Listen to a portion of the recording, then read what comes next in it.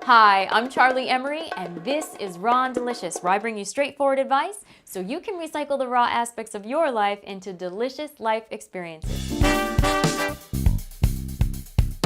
Today we're talking all about those New Year's resolutions and how they're coming along. I have a fantastic 3-step strategy for you to help you supercharge those goals and make them a reality. And by the way, Happy New Year.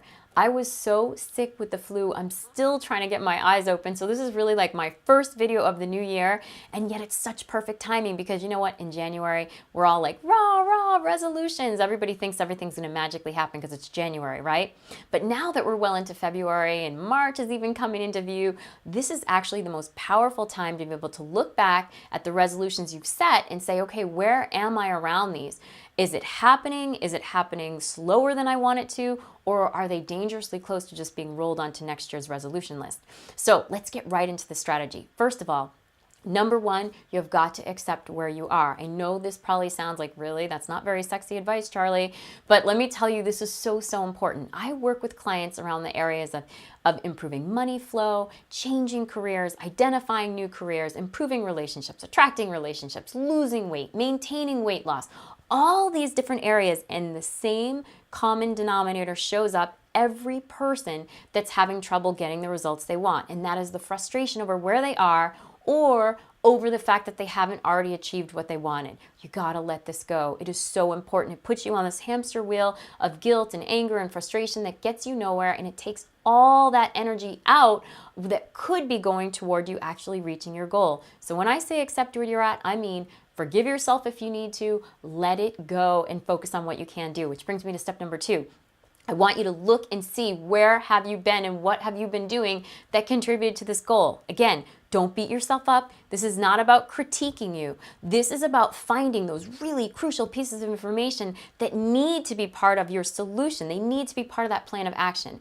See, in our society, we have such a tendency. We look at a problem, we diagnose the problem, and then we create this plan of action that's supposed to fix the problem. But guess what? If you haven't figured out what created the problem in the first place, then that ends up out of the solution, which means whatever it is that you've created, usually you don't follow through with, and it doesn't really yield what it is that you want. That's what I do as a strategist, is get in there and really identify specifically what created the problem in the first place. Then we can take those awesome pieces of information and use them in creating that plan of action that's going to get you what you want, and you can be successful with it. You need help with this, just call me. We'll do it in a private session. It is so much fun. It is amazing. And I cannot even stress enough how incredibly freeing it feels to be able to make sense of all of that, have the clarity, remove the mystery, and then you really feel empowered in terms of what it is that you're putting into action to get what you want, and you know you're going to get those results instead of feeling like you're just going to end up where you were last year. So number 3, very important. Now that you've got your information, it's time to look at what do you need to do in order to be successful. Now, just as an example, I'm going to use a weight goal, okay? Because I've gotten a lot of letters this year from women saying, how did you lose the weight and maintain the weight all these years?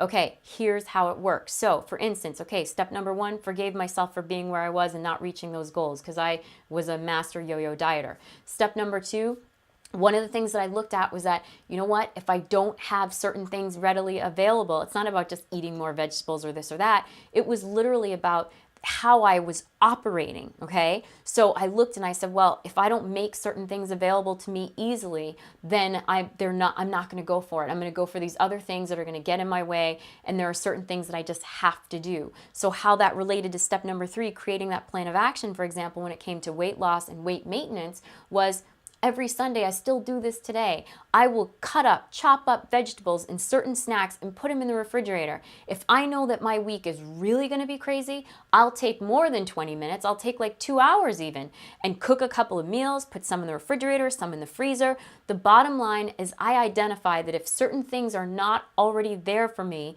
that's one of the places that causes me to fail. So as part of my plan of action, I incorporated a new action that would actually put those things that I needed to be in place to help me be successful. This is one of the things that I do as a strategist, is help you problem solve that, so that when we create with a strategy that you're going to use, you will truly be successful. You can always schedule a private session with me via Skype, phone, or in person if you're in the Los Angeles area. I also travel, of course, at per diem rates, but this is something that we can do together if you need help with this. And if you have one question, just click on the Ask Me a Question link. You'll find it at the top of every page on my website. For a very small fee, I'll answer that question, and I'll even do it in a video and send you a link. So all you have to do is click and watch. Cheers to the best life and love have to offer.